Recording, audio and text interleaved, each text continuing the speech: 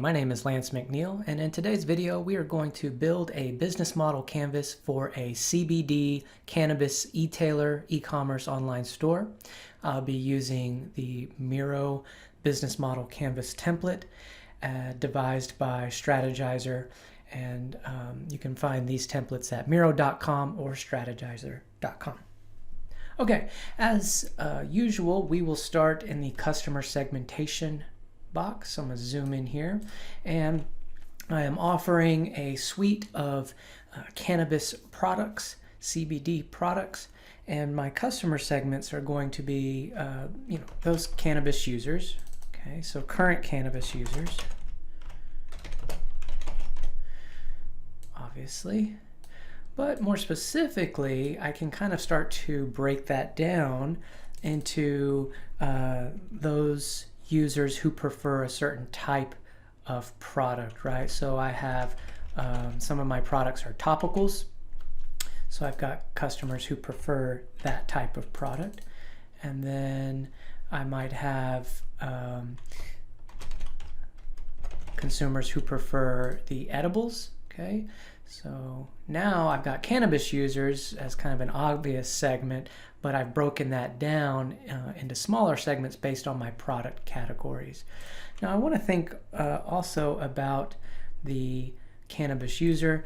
So in the research that I've done a tremendous amount of reading in this industry to learn about my customer segments, and I have learned that age is not really an important factor, right? So now I'm thinking about demographic variables, and some of them don't matter. Gender typically doesn't matter too much. It skews a little bit to one gender over another, but age and gender pretty much are not important factors. So what demographic factors are important? Well, CBD cannabis tends to be a little bit higher on the price range, so I might be looking for a more affluent customer base, but not exclusively.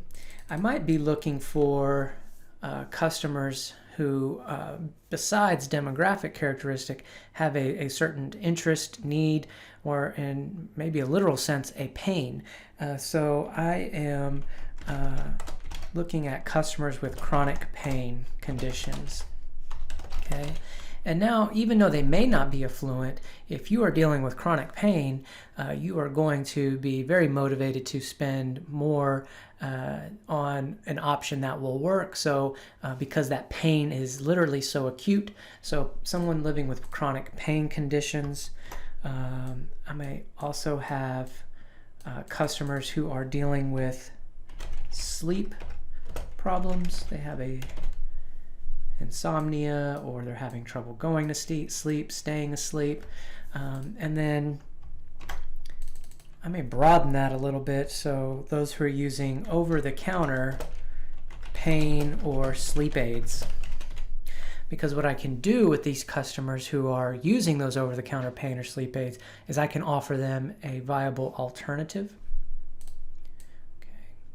And they may be interested in that alternative because what I'm offering is maybe a natural, plant-based product or solution as opposed to a pharmaceutical. Okay, so several different ways I can describe my customer segment, and there are certainly more, but this is a good start. So the next place that we go is over to key value propositions. So I'm going to scoot over here and we'll zoom in here to the key value propositions. So thinking about these customers, what do they care about, right? Well, let's take the chronic pain or those who are having trouble going to sleep. What do they care about, right?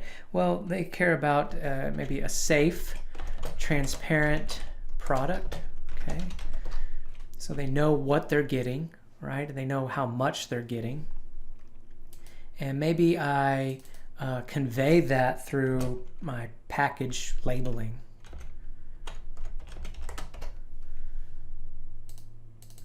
And my products, my blends, are effective in treating pain.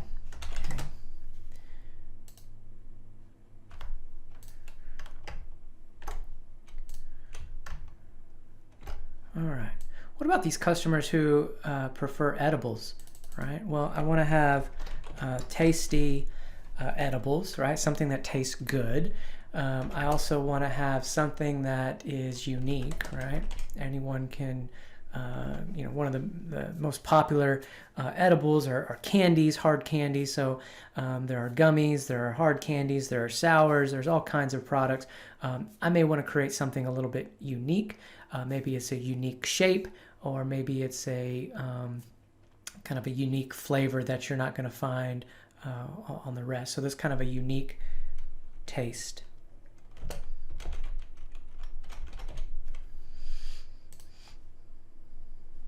Okay. I might want to have maybe some different blends or different kind of targeted solutions. So I may have a blend that I've created just for chronic pain, and I may have a different blend for sleep that includes some sort of mixture with maybe some other herbal remedy, lavender or chamomile or something like that, where I'm trying to really create a targeted blend for sleep or pain.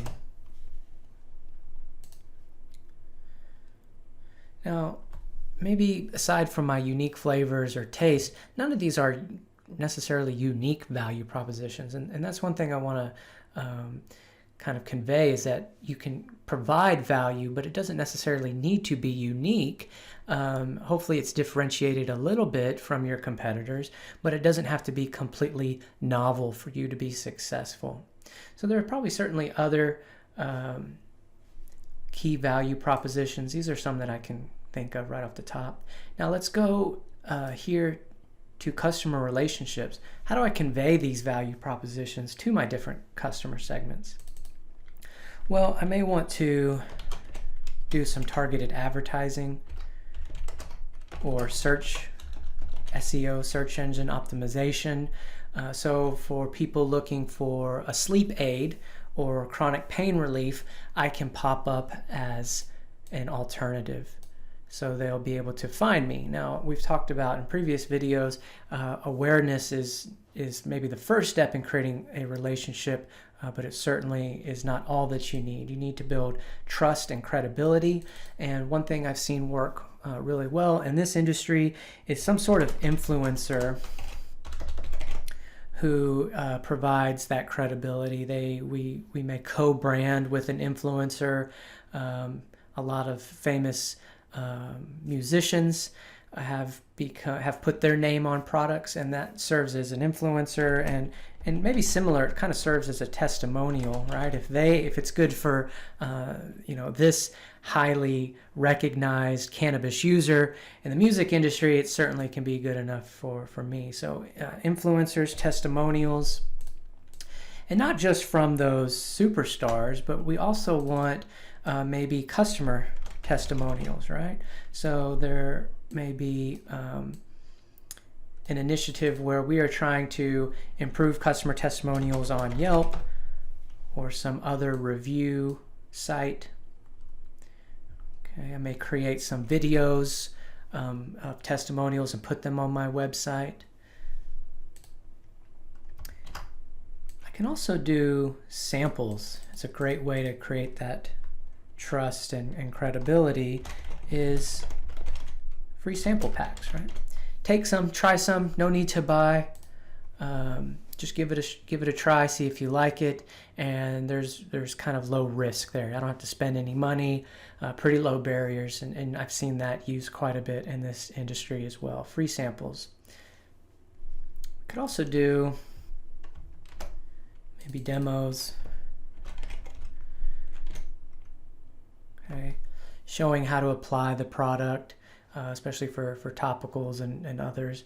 And I might do these demos at festivals or trade shows.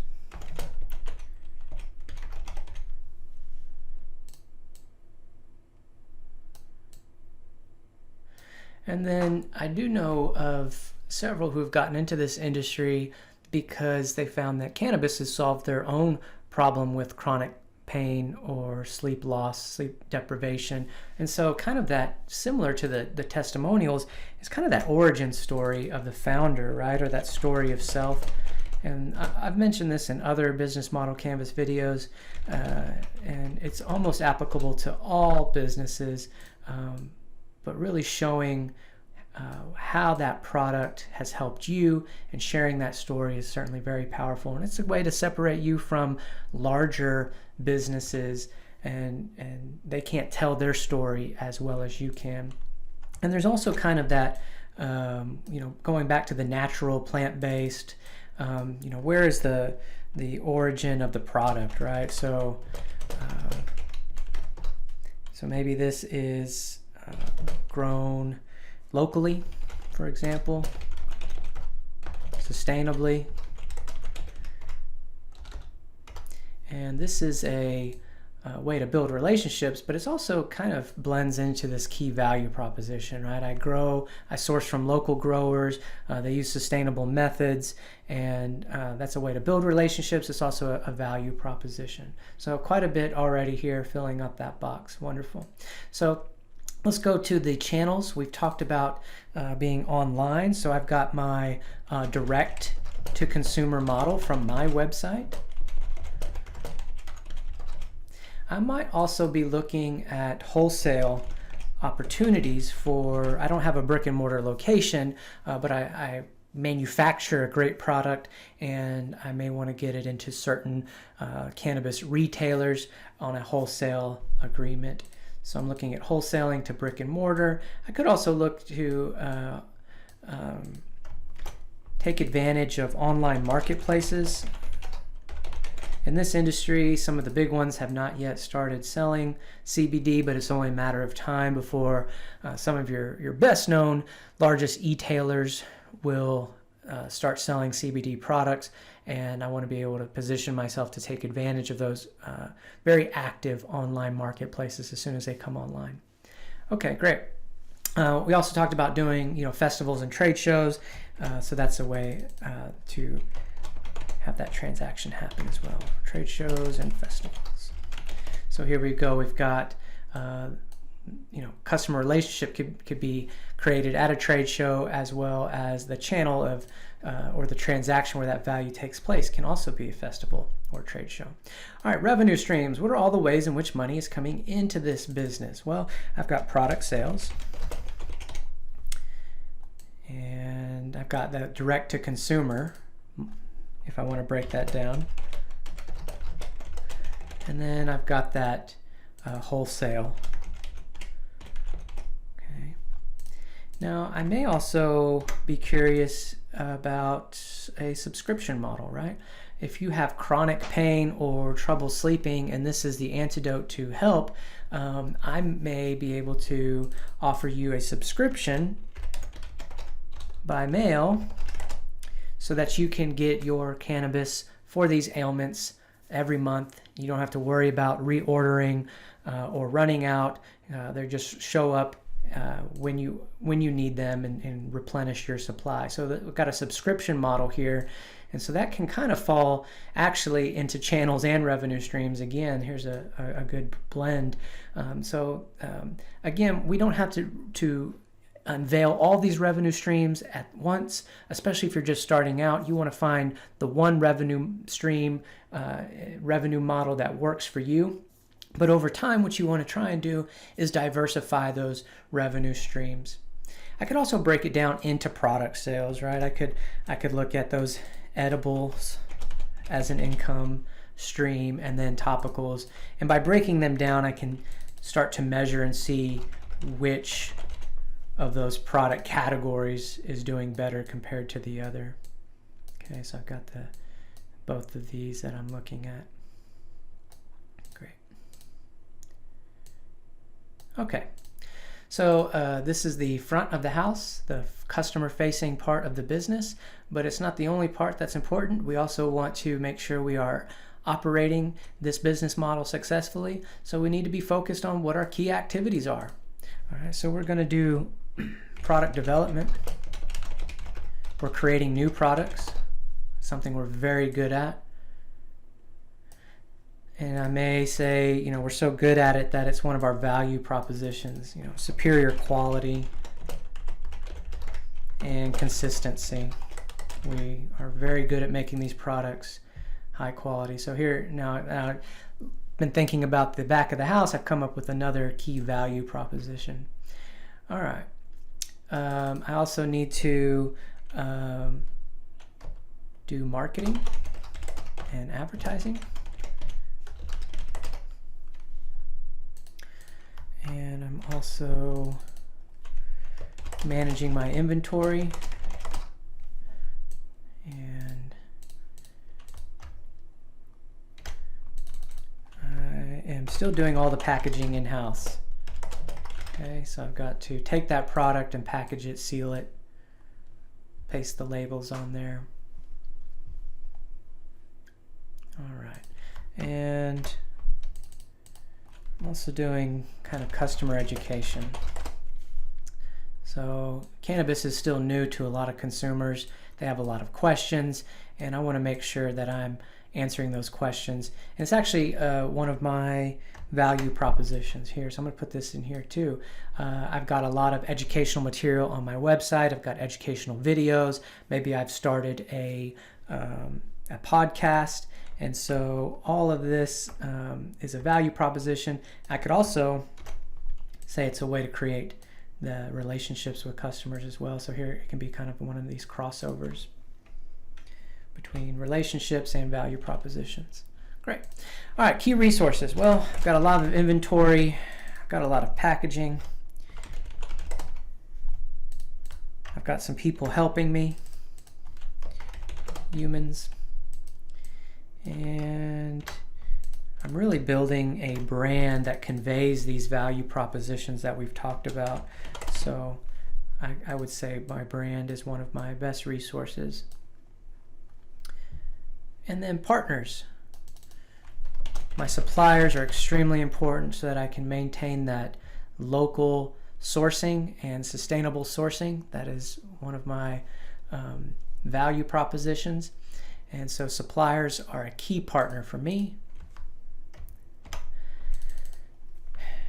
And then my payment processors, sometimes in this industry, not every payment processor wants to be involved. And so I really want to maintain a relationship with my payment processing company so that they don't kick me off their platform or their service. So that's a very important one as well. And then maybe the organizers of these trade shows or festivals. Those influencers that I mentioned might be a great partner as well. Okay, pretty good. And now the final box, looking at our cost structure. What are all the ways in which money is leaving this business? Well, that inventory is expensive. So is that packaging.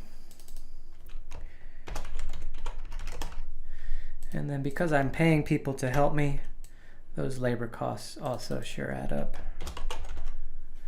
And because I'm an online retailer, that advertising, search engine optimization is a very large expense.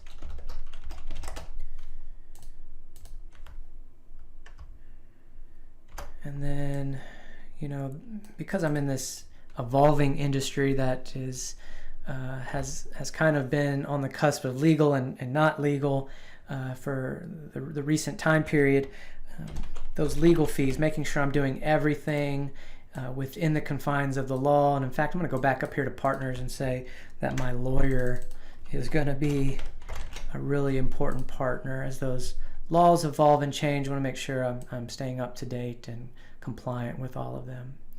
Okay, so inventory, packaging, labor, advertising, legal, what else?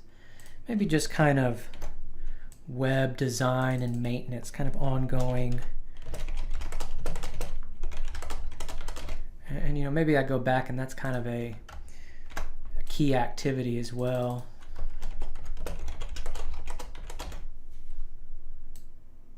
I don't do it myself. I've got a web designer, that company that I've outsourced it to, so I'm going to say they're one of our key partners. All right. Wonderful. So here we have a simple but relatively complete business model canvas for an online cannabis store, CBD store, and hopefully it's enough to get you started in thinking of other things you can add to the business model canvas. Thanks for tuning in.